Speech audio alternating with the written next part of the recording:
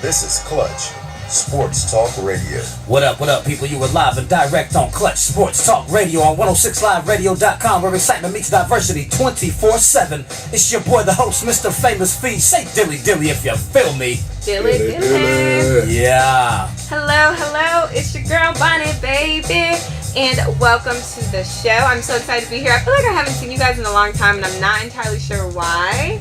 But I'm glad to be here. There's so much sports news going on. I know Atlanta is ready for the Super Bowl, so I can't wait to get into it. Sir.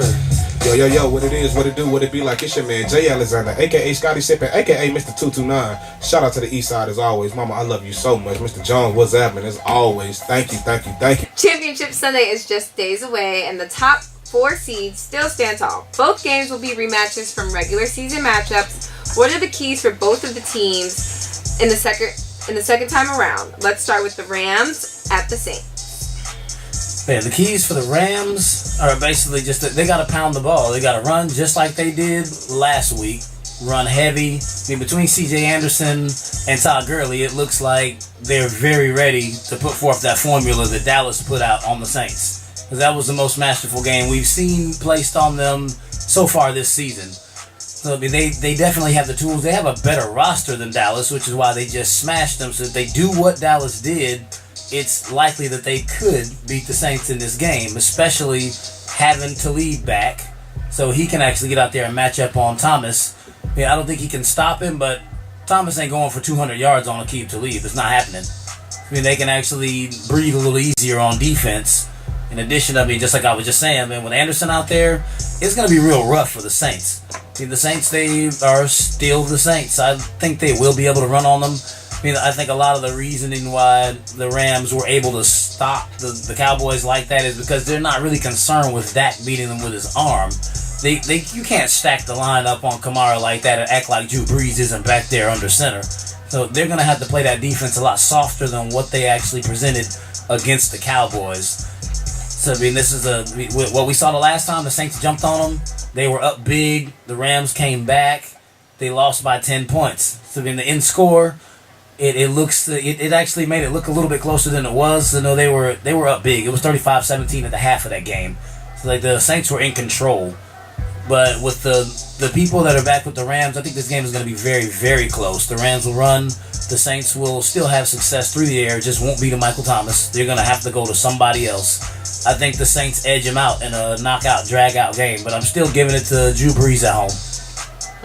Yeah, if the Rams are going to win, they have to stop the run and make Drew Brees throw over 40 times. That's how, the Saints have been losing in the games that they have lost. You have to completely take away the run game.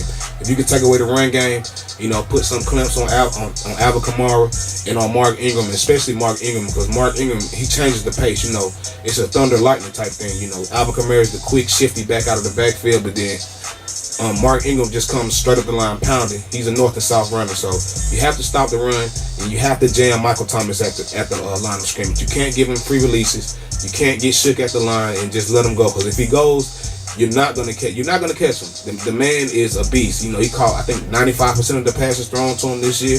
That's probably the best thing I've ever heard since DeAndre Hopkins catching 115 passes this year and not dropping the ball. Like, if he throw it, Michael Thomas is automatic. He's been automatic since Ohio State. Beast of a player. And I love his swag and his trash talk. I hate the Saints, but I do love Michael Thomas's personality. But yeah, you have to stop the run and you have to get at him. And in terms for the Saints, that defense, I think they could be able to get after Jared Goff, and which is actually why I think they're going to win. It's really going to take out-of-body performance by Jared Goff, which I said at the beginning of the year.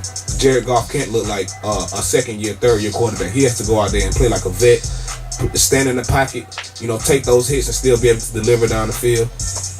The Saints secondary, they are kind of suspect, so you can make big plays down the field. But I think the loss of Cooper Kupp is really staggered the Rams, because I think maybe besides Robert Woods was their best, receiver in terms of possession and getting those third downs when they need them, because the wide receivers, no disrespect, you tend to sleep on them.